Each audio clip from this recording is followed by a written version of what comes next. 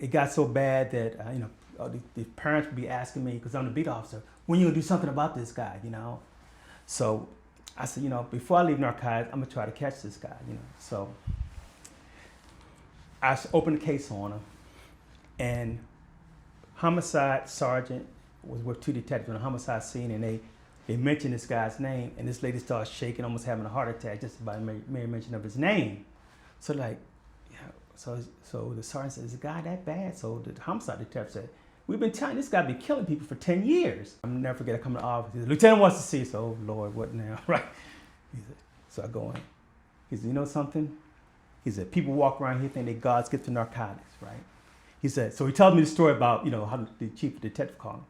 He said, "Well, when they found out I wanted to send a detective homicide, all these blanks were lined up to go." I said, "No, none of y'all had him under investigation. Hicks is going to homicide." He said, "I hope you go out with a bang." I said, "Okay." So that later turns into the FBI then, because he's doing these murders in different jurisdictions, selling drugs in different jurisdictions, then decide to bring the FBI. Now, so we have two homicide detectives, two FBI agents, and me. But because I had this historical knowledge, because not only do I know him, I know all these guys that are running around with him. So I had this I know all these guys by name. I know their voices, which we end up doing a wiretap on them. So I know so much I know their family, I know the murder victims' families, their mothers. So because of this historical knowledge of all these people, I end up taking lead in the investigation.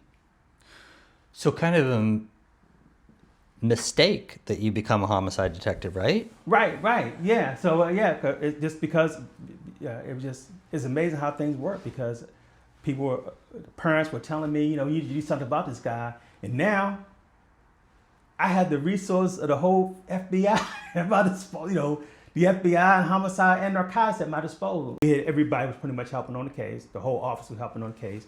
Then we brought in state police. We ended up having 2 state troopers on the task force as well. So he called down to Major Narcotics, to my lieutenant, who's the commander of Major Narcotics.